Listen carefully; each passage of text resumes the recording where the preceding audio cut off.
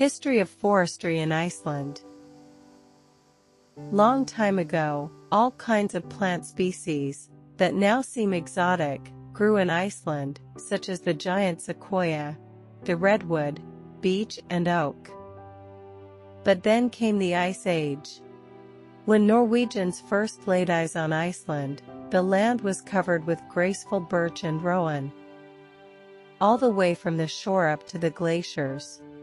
The land was so fertile that they began to settle it. A century ago, people were concerned about soil being washed out to sea. It was obvious that the land was giving way, and the surface vegetation was very fragile. State forestry and land reclamation trace their origins to the Act on Forestry and Protection against Land Swelling, which was passed in 1907. According to this, both were to be the tasks of the Forestry Director.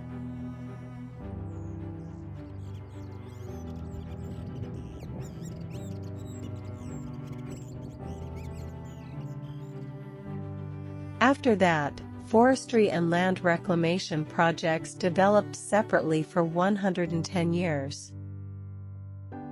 Now it is a new beginning, and it is difficult to say where it will lead or how long it will last. Thanks to the Danes, in the early 20th century, sufficient knowledge reached Icelanders to try out useful tree species for cultivation. Numerous species and various variations of cultivation were tested. The results were up and down, but it was more often than not surprising what our barren land could do to nurture these small plants.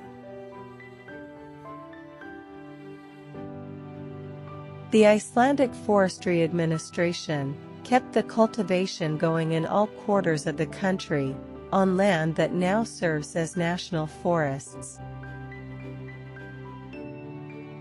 The national forests now contain our largest and most majestic trees, where many grow with the same vigor as they do in Scandinavia.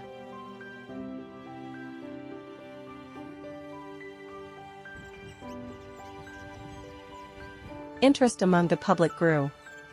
And in the spirit of passion and well-being, even more forests were planted under the banner of the Icelandic Forestry Association.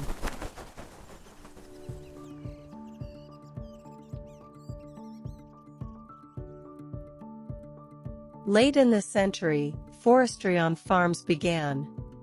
The state encouraged farmers to cultivate commercial forests and largely financed new forests on their land. As a result, farmers received growing forests and all the benefits that came from them, debt-free. Now, the Land and Forestry Association, the Forestry Association and forestry on farms have been united under one umbrella, called Land and Forest. This organization will be a source of knowledge and research into the future. Forest farmers, who previously stood together under the banner of the National Forest Owners Association, are now a growing branch of the Icelandic Farmers Association. The benefits of forestry are undeniable, they are real. In Iceland, we grow many valuable tree species. Livestock enjoys the shelter offered by trees. The general public enjoys outdoor recreation. Harvests are more secure and larger with shelter belts, and countless other things. But times change while the forest grows. The main building material of trees, the carbon found in the atmosphere, has now also become the main financing for new forestry around the world. The perspectives of benefits, land improvement, shelter, wood and outdoor recreation have now taken second place. Is the carbon sequestration market taking over? What does the future of forestry look like for the next generations of Iceland? History tells us that even if new types of forest uses see the light of day, the old ones do not disappear.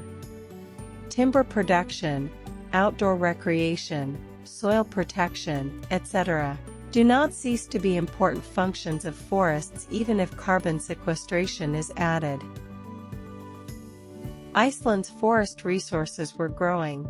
The art will lie in making all the functions work together in the most profitable way for forest owners and society as a whole.